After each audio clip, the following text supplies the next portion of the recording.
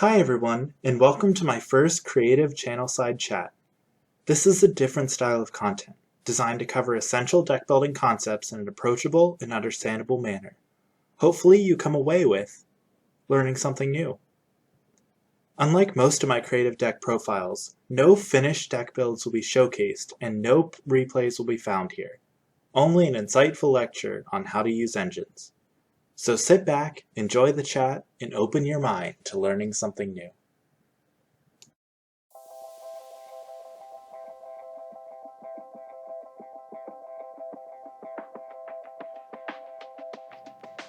The first engine on my list is the well-known Invoked engine. This engine centers around Aleister the Invoker, a level 4 spellcaster that searches a spell card, Invocation, whenever it is normal summoned. Invocation is a semi-generic normal fusion spell that fuses materials from the hand. However, if you are fusion summoning an invoked monster from the extra deck, you may also use fusion materials from either graveyard as well. More importantly, an invocation in the graveyard can return a banished Aleister back to the hand before shuffling itself back into the deck. This creates a loop of fusion summons at the small cost to your normal summon each turn, spent on Aleister. Since Aleister is also searchable through Magical Meltdown, you can rely upon this field spell to ensure that you have consistent access to the engine, and it even prevents your opponent from responding to fusion summons, or negating the effects of cards that fusion summon.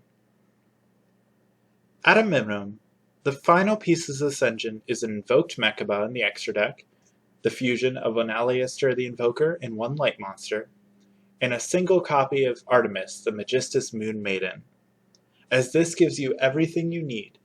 Normal summon Aleister, link summon Artemis, and then use Invocation to fusion summon that copy of Mechaba. Additional copies of these two extra deck monsters just give you more copies of Mechaba for your future turns. Now that you're aware of the engine itself, let's talk about the deck building cost for this specific Invoked engine. The Invoked engine is useful for a few key scenarios when your deck meets the following criteria. First, you need to have the normal summon to spare. This is important because if you don't have a normal summon to spare, you're not going to spend it on Aleister the Invoker for just an extra negation from the extra deck, instead of on your core deck's main purpose. The second criteria is that you have space in both the main and extra decks, because you need both to run this engine. Fusions require fusion monsters in the extra deck, and you need the fusion spell in the main deck as well. And third, this engine criteria is when you want an additional monster to negate a monster effect on the field by discarding a card. While an invocation in your graveyard can return a banished Aleister to hand, you will need other cards in hand to discard in order to negate something with Invoked Mechaba. So unless you just want to negate monsters, you will need to be running a deck that includes spell and trap cards as well, to keep in hand as fodder for its effect. The benefit to this engine should be pretty self-explanatory, but access to Mechaba for that extra negation is the main purpose of using this engine in your deck. But there is one other additional benefit, and that is that the basic Invoked engine also lets you banish fusion materials from your opponent's graveyard as well, with Invocation. This can allow you to disrupt key monsters, especially if they're light, or some of the other attributes I'll cover in a second. As an expansion to this basic engine that I present to you today, there's a couple other monsters you can also choose to run. First off, Invoked Pogatrio is the Fire fusion, combining Aleister the Invoker with a fire monster. Use this with the combination of two other link monsters instead of Artemis. Salamangreat Almirage, a link 1 monster that can just be link summoned by a normal summoned Aleister, and Secure Gardna, a light Cyberse link monster that can link off of Almirage. Together, this gives you fodder for both the light and the fire fusion monster, both with Invocation over multiple turns. And Purgatrio serves as a great beatdown monster to crush through an opponent's board and inflict a lot of damage to an unprepared opponent. As additional options, if you plan on fighting a fusion deck or lasting many turns, Invoked Agoides can be fusion summoned using Aleister and any other fusion monster. And this helps destroy monsters on your opponent's field, in addition to boosting its own attack by banishing fusion monsters from your graveyard. And the last option, that's probably the most generic just due to its dark attribute, is Invoked Kalika, which can restrict the opponent and yourself to only attempting to activate one monster effect per turn and only attack with one monster during each battle phase. This can really put the pressure on the opponent, especially when you combine this engine with another theme, such as Shadow, which includes some lockdown and some control elements.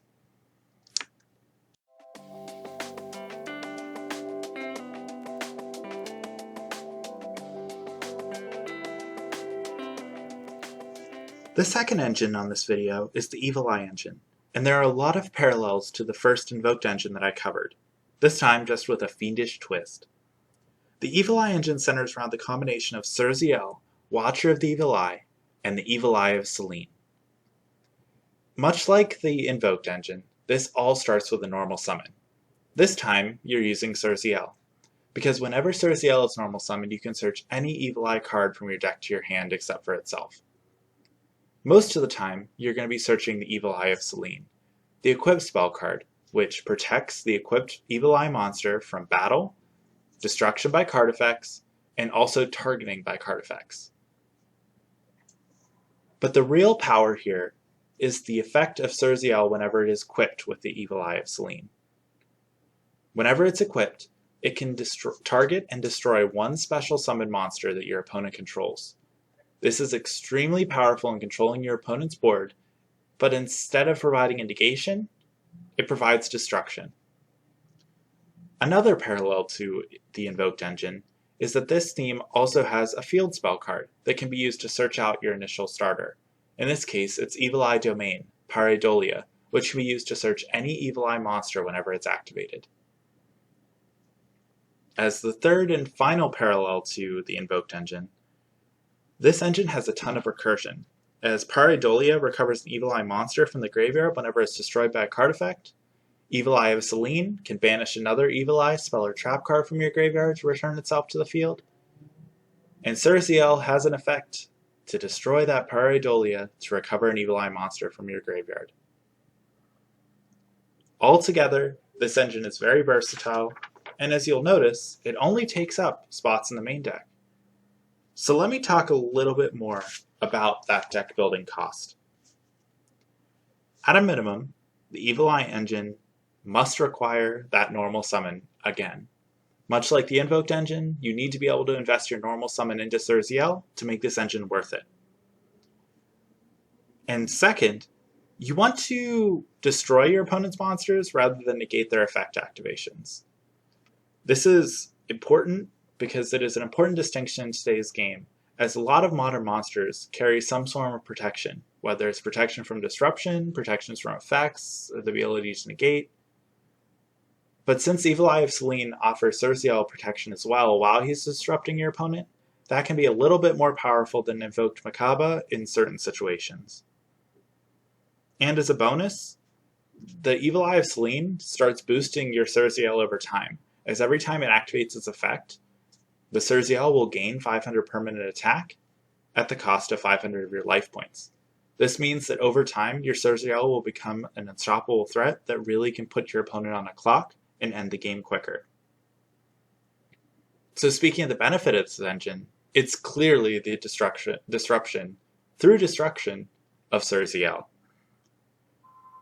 But also, this deck has a little bit more search power and a little bit more deck thinning than the Invoked engine, as Pareidolia can be used to search out extra copies of Surziel later turns, and Surziel can search out extra copies of Pareidolia without shuffling anything back into your deck each turn. So let's talk expanding this bare bones engine into something a little bit more robust. In this case, we can add a whole suite of additional cards to really empower the theme and provide additional options. The first two are familiars. So Basilius, Familiar of the Evil Eye, is a level 3 monster that can inherently special summon itself from the hand whenever you control an Evil Eye monster. Then additionally, it can send an Evil Eye spell or trap from your deck to the graveyard. We'll come back to why that's important later. The second level 3 monster is Catobli Pass, familiar with the Evil Eye, which is another level 3 fiend that can special summon itself from the graveyard whenever you control an Evil Eye monster. So this one summons from the graveyard, the other special summons from the hand. Why Basilius is important is sending this equip spell, Evil Eye of Gorgonio. This equip spell can banish itself from the graveyard, forcing you to discard an Evil Eye card, and then you can tutor any other Evil Eye spell or trap from the deck to the hand. This can be used in combination when you draw multiple Evil Eye cards in the beginning of the duel, rather than just one copy of Surziel. What you can search outside of the Evil Eye of Selene itself? Great question. Evil Eye Retribution is that answer, as this is a spell or trap negation counter trap exclusive to the Evil Eye engine. Plus, if Evil Eye of Selene is in your spell or trap card zone, its activation effect cannot be negated, which is only relevant in certain scenarios, probably again in the Altergeist matchup, but it is relevant overall just to have in your fun back pocket.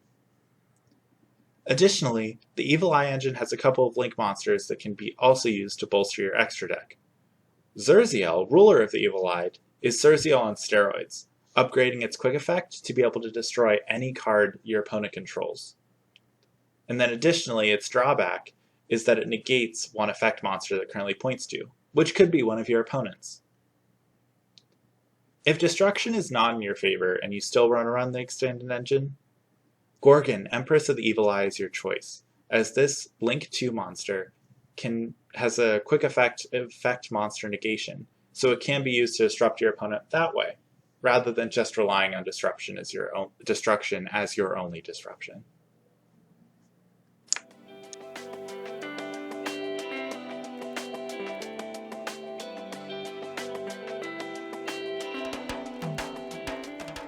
Let's move on to the third engine, as with the latest deck build pack, this became the newest engine that made quite a big impact in the meta for the OCG, and this is the Brave Token engine.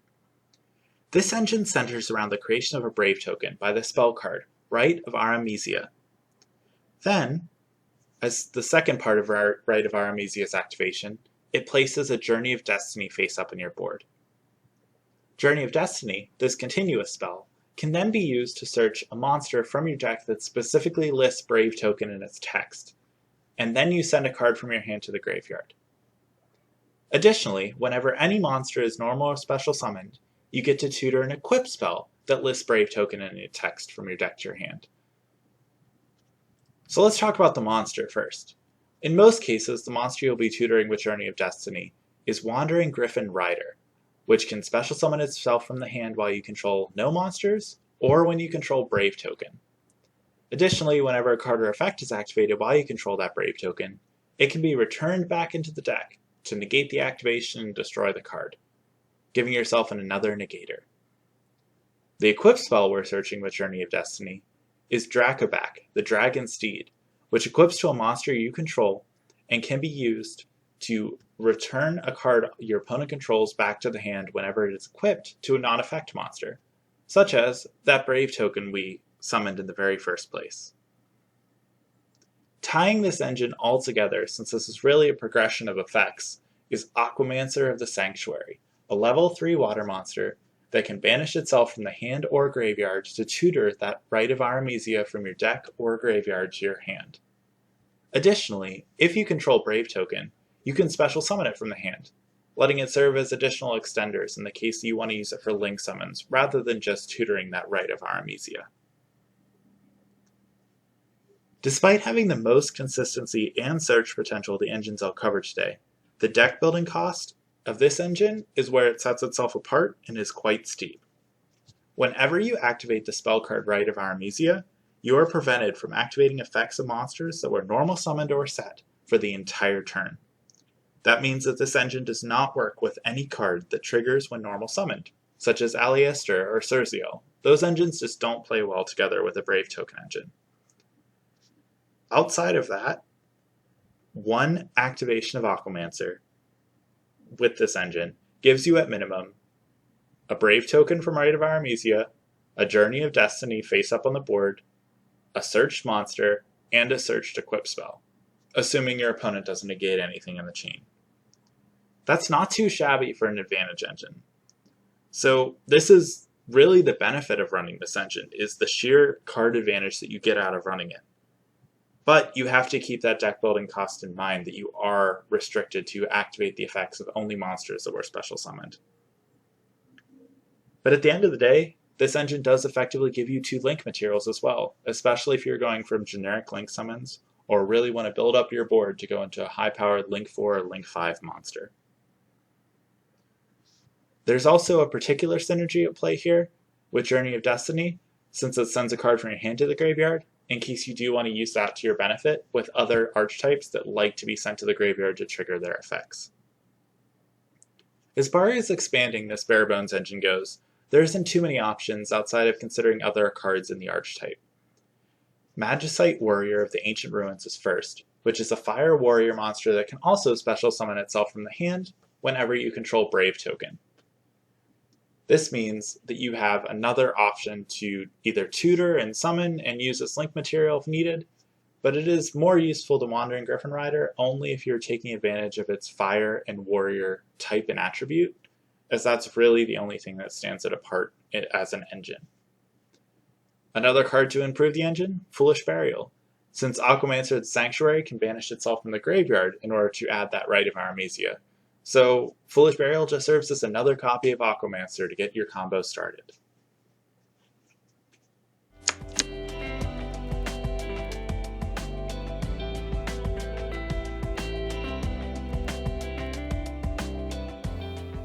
Moving along to the next engine, the Dogmatika archetype also can be boiled down to quite the effective small engine. You can use Nadir's Servant, a normal spell card that sends a monster from your extra deck to the graveyard, then tutors any Dogmatika monster with less attack than the sent monster. For example, you can tutor Ecclesia, the Dogmatika Ecclesia, the Virtuous, a level 4 spellcaster that can be special summoned whenever a monster special summoned from the extra deck is on the field. However it is summoned, you can activate its effect to add a Dogmatika card from your deck to your hand. Additionally, you can't special summon from the extra deck for the rest of the turn. We'll get back to that restriction later. One of the options you can search is Dogmatika Fleur-de-Lis, the Knighted, a level 8 monster that can also special summon itself from the hand whenever a monster special summoned from the extra deck is on the field. However, when Fleur-de-Lis is special summoned while you control another Dogmatika monster, you can negate the effects of one face-up monster on the field without targeting until the end of the turn. This means that one activation of a spell card can get you a guaranteed search of a monster that searches another monster that summons itself from the hand and searches and serves as a pseudo hand trap to negate an opponent's monster and disrupt their plays. However, Disciple of the Nadir can be used to send Titaniclad, the Ash Dragon, from your extra deck instead, which will then trigger during your end phase to search out your Fleur-de-Lis anyways. So instead of using it to search your Ecclesia to search the Fleur-de-Lis from this get-go, use it to search Dogmatika Punishment instead, a trap card that lets you send another monster from your extra deck to the graveyard in order to destroy an opponent's monster on the field with less attack. Remember, Fleur-de-Lis can be saved to be used during your opponent's monster effect on the fly during their main phase, which serves as more copies of Disruption for just about any archetype that likes to play well with the Dogmatika. But as I've hinted a little bit earlier, there is a high deck building cost to this engine. And that really high cost means that you have to consistently end your combos with a monster that has been special summoned from the extra deck. Because you shouldn't always have to rely on your opponent to have a monster summoned from the extra deck in order to enable most of the cards in your deck. Without that key facet of a consistent way to a monster summoned from the extra deck, the juice really isn't worth the squeeze for this engine. Even if you expand this engine out by including multiple cards of this, so multiple copies of Nadir Servant, or multiple Ecclesia, or multiple Fleur-de-Lis, it really isn't worth it. But the other major deck building requirement, just like the Invoked, this takes spots in both your extra deck and your main deck. So you do need to run an equivalent number of monsters that you want to send from your extra deck as Nadir's Servant, as otherwise it's not really worth it to have copies of the spell card you can't use to search. And if you're running too many copies of Nadir's Servant and not enough Dogmatika monsters, those can quickly become dead cards as well. So there's a lot of thought that has to be going in whenever you're adding a Dogmatic engine to a deck. However, all that said, it does play well with other archetypes that like to normal summon their monsters, such as the Invoked engine themselves, or even the Evil Eye engine as well, both of which I've displayed before on my channel, and you can definitely check out to see it in action. The main benefit to this engine is its ability to be versatile in what to send to the extra deck, to the graveyard, in order to trigger Nadir's Servant, or use some of the other Dogmatika effects if you choose to expand the engine even further than I'm suggesting today. For example, send Psyframe Omega, and then you can return any card from the graveyard back into the deck, as well as Omega back into the extra deck. This allows you to have one card that you continuously summon for all you continuously send from the deck to the graveyard, extra deck to the graveyard, for all your Dogmatika effects, and it will continuously shuffle itself back into the extra deck for further use. You can send Elder Entity Natis as a way to destroy an additional card in the field whenever it is sent to the graveyard. If you want a little bit more destruction, but want to be able to control when to destroy things, look to Fossil Warrior Skull Knight, which can be banished from your graveyard in order to destroy an opponent's monster on the field, or one of your own if you want to trigger it that way. Look to Fossil Machine Skull Wagon, which can banish itself from the graveyard to destroy a spell or trap card on the field. If you're not interested in destruction at all, look towards the Predaplants, as Predaplant Chimera Rafflesia can be sent to the graveyard, and then during the next standby phase, can tutor any polymerization or fusion spell card from your deck to your hand. If you like instant fusion, great, but a great option is also super polymerization, as that can be used to really wipe an opponent's board, especially if they're using monsters of the same attribute, or a lot of dark monsters in their deck, as there's a lot of great fusion options that use that for super poly. As a final, more unique option, look toward the new Borocode Dragon, as it can be banished as well as banish a dark monster with 3,000 or more attack from the field, and if you do, you can special summon one topologic monster from your extra deck or graveyard, such as Topologic Bomber Dragon, which can then be used to disrupt the field even further by destroying all monsters in the main monster zones. So, in a nutshell, the primary expansion for this engine really lies in the extra deck, but you can look to some of the other Dogmatika cards as well. I'm just not focusing on that in today's video.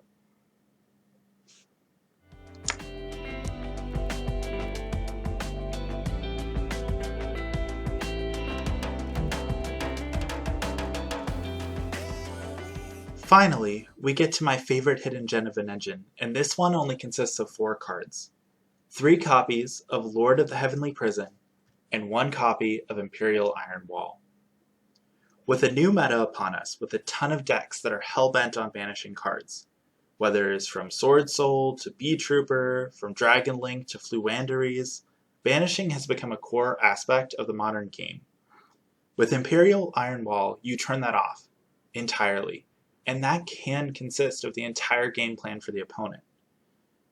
The issue with this combo in the past, and the reason why Imperial Iron Wall hasn't really been used much, is that you've previously been forced to hard draw it, or that you had to start with a copy of your Imperial Iron Wall, and you could only run 3 copies of it in a deck, as continuous traps are not all that searchable generically.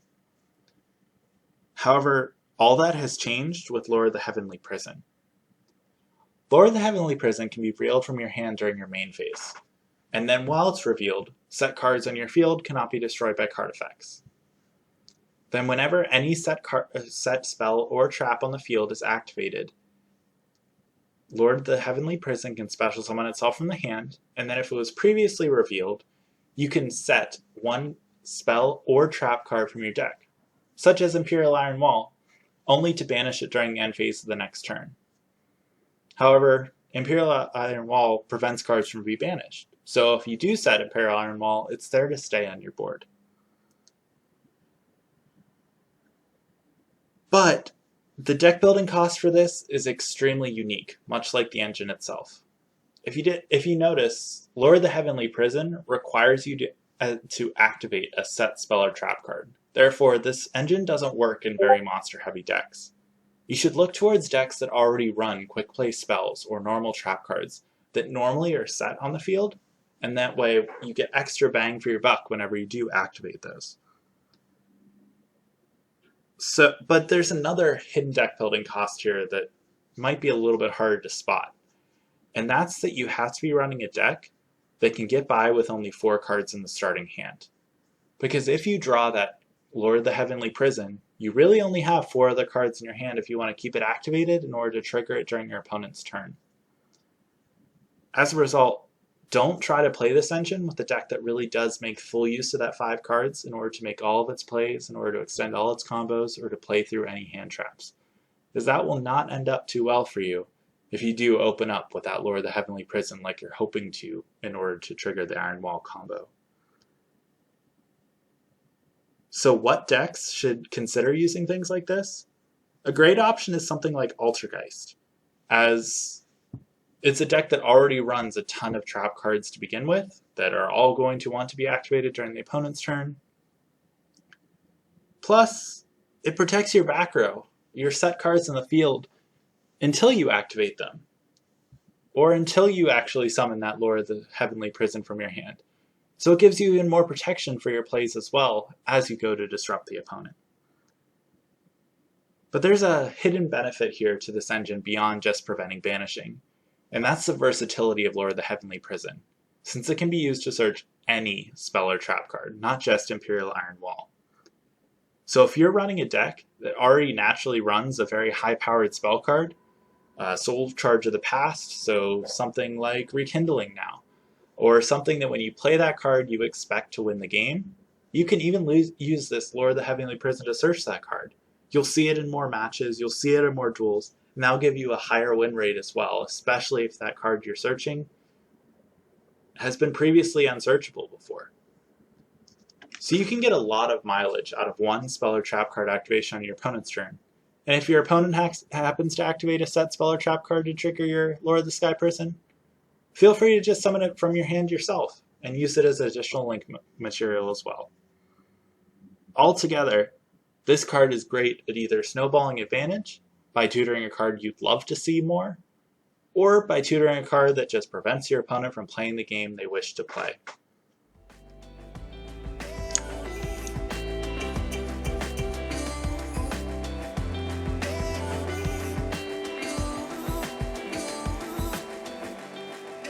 For the 6th and final archetype that I'm going to talk today, we're talking about Magician Souls and Illusion of Chaos.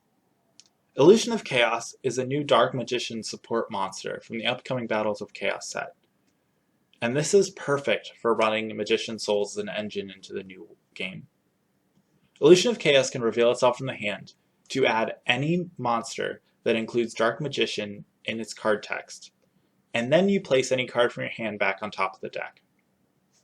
Should you choose to search Magician Souls, you can place that same copy of Illusion of Chaos back on top of the deck, send that ritual monster again to the graveyard as it is a level 6 or higher spellcaster, to immediately summon that Magician Soul straight from your hand.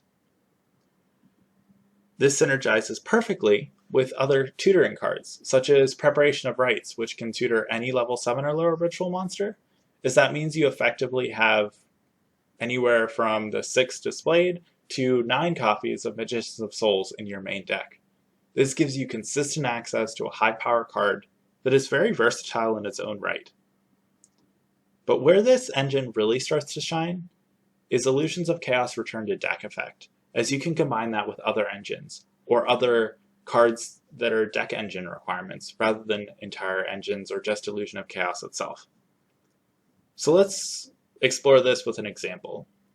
So take a world and imagine a world where you are running a Psyframe engine in your deck. Imagine drawing that one copy of your Psyframe driver.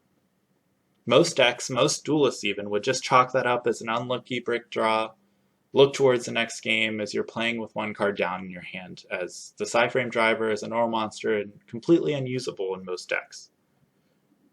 But with Illusion in your deck, you can return that bricked copy of Psyframe Driver back into your deck, send a different copy of Illusion of Chaos to summon the souls you searched, and then you're already back set with the driver loaded in your deck, ready to summon whenever you use a Psyframe effect later in the duel.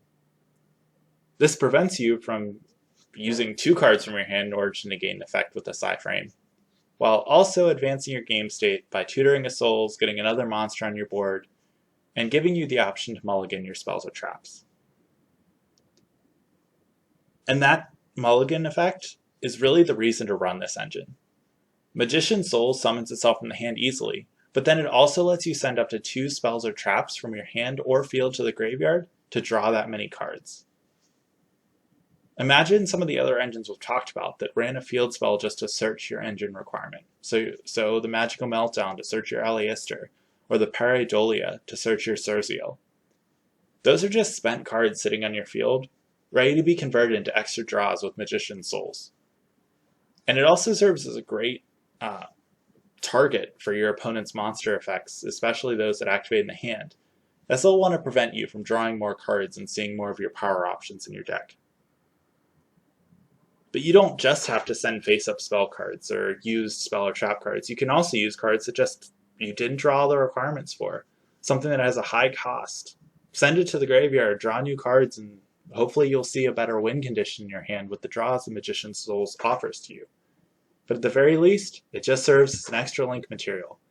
And since it's level 1, it can go into Relinquished Anima, it can go into Link Rebo. Really, the options are endless.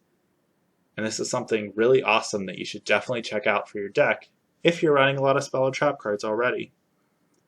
And I don't really need to talk too much about expansion because expanding this engine is just adding extra cards, adding extra Illusion of Chaos, adding extra Magician Souls, adding extra Preparation of Rites.